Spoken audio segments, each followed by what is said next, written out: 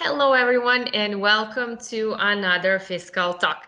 My name is Theodora. I'm a marketing manager here at Fiscal Solutions company, and it is my great pleasure to announce my dear guest today, our legal consultant and my colleague, Aleksandar Marinkovic. Aleksandre, welcome to Fiscal Talk. Hi, Theodora. It's nice to be, for the first time, actually, part of Fiscal Talk.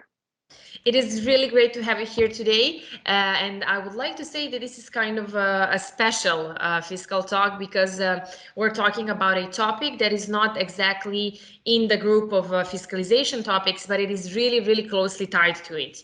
And since we have a big team of our legal and technical fiscal consultants working on these updates and fiscal news that are important for our retailers on our fiscal portal, we decided that we want to share this with our retailers because they are our main focus.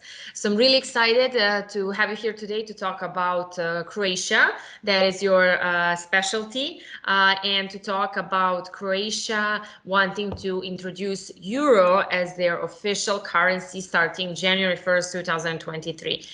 So please, now that everybody has heard what are we talking about today, go ahead. I'm pretty sure everyone who's watching us is really, really keen to hear you talk important information about this topic. So go ahead. Yes, well, this is really huge important for really huge moment for Croatia. So after the adoption of the national plan for the exchange of the Croatian kuna with the euro on December 23rd, 2020, a draft of the law on introduction of the euro as the official currency in Croatia, together with guidelines for adjusting the economy in the process of replacing the Croatian kuna with the euro, was published on January 17 this year. So the goal of Croatian government, as you stated, is to introduce the euro as the official currency on January 1st, 2023. So what is important is actually to state here is that, especially for retailers, there are a few key points in this process. Yeah, they will definitely need to adapt to this, right? And I'm Yes. assuming there will be a process they need to follow. So please let us know what is important in the process and what steps they will need to take. Yes. Well, the first key point would be the principles that are stated in the draft of the law, where the first two are the principle of consumer protection and the principle of prohibition of the unjustified price increase. So here we can see that they really want to protect the customers and consumers in this process. So the principle of consumer protection itself actually stipulates three different things. So the first one is that conversion of prices from the kuna into the euro is to be carried out free of charge and by applying a fixed conversion rate. The second one is that due to this conversion, the consumer may not be in a financially less favorable position than the consumer would be if the euro had not been introduced. And the third one is that the consumer shall be provided with a timely, clear, and accurate information on the procedure and the rules for exchanging kuna cash for euro cash. So in addition to this, the principle of prohibition of unjustified price increase prohibits not only business entities, but also credit institutions, credit unions, payment institutions, electronic money institutions, and financial service providers as well to increase the prices of goods or services to consumers when the euro is introduced without a good reason. So this is the first key point. The second key point is the fact that the Croatian National Bank will organize, starting from June 2022, through the e-learning module, training That's on important. yes. So the training of the security features of euro banknotes and coins through the so-called national training program. Why is this important? Well, this training is mostly important for employees handling cash in direct contact with consumers, where, and you will agree with this, cashiers are on the front line of Yeah, this. absolutely, absolutely. So all companies will that be mandatory, or they would, or they have like the free field to choose if they're going to apply for the e-learning modules or not?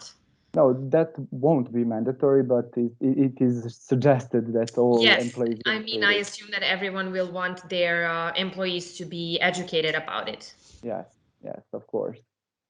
And also, what is really interesting, a plan to monitor the changes in prices will be in place.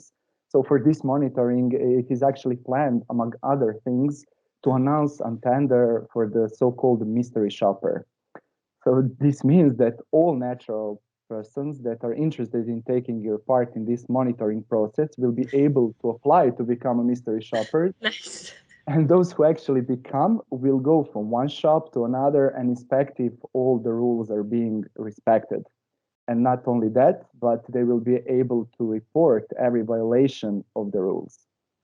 That's, I think, not the first time that the governments do this kind of, let's say, project with mystery shoppers, but I think it's really funny.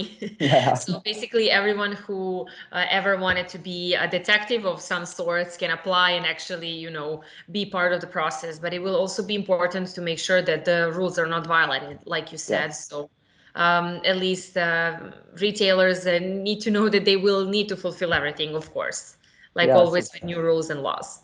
yeah, so they will not only be checked by government, but by consumers as well. Mm-hmm.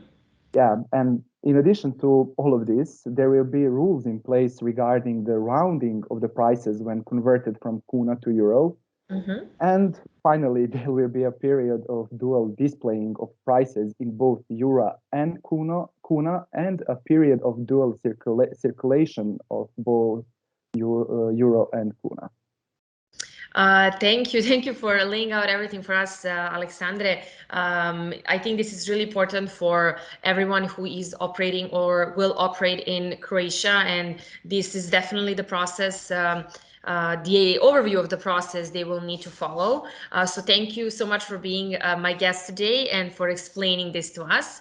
There is more details about this process, and please promise you will come again so we can go over this and give all the details to our retailers because, of course, in this important process, the details are what matters. So, do we have a deal? Yeah, we have a deal. I mean, this is only the beginning of this process, and this is going to take the whole year and even more than a year. So, more steps soon. More steps soon, and we will definitely keep following you and your work because your expertise is really important on this topic. Thank you again. And at the end of this, and at the end of every fiscal talk, I love to thank our audience. Thank you for watching us. We're hoping this was really informative for you. And if you have any additional questions on this or maybe some other fiscal topic, do not be afraid to comment below and let us know because we are here to help you have an excellent fiscalization process. So definitely do that. And for more details, visit our fiscal portal. Of course, watch us again next Tuesday, and we wish you a great day. Thank you, Theodora, and talk to you soon, hopefully. Thank you, Alexandre. Bye, everyone. See you soon. Bye.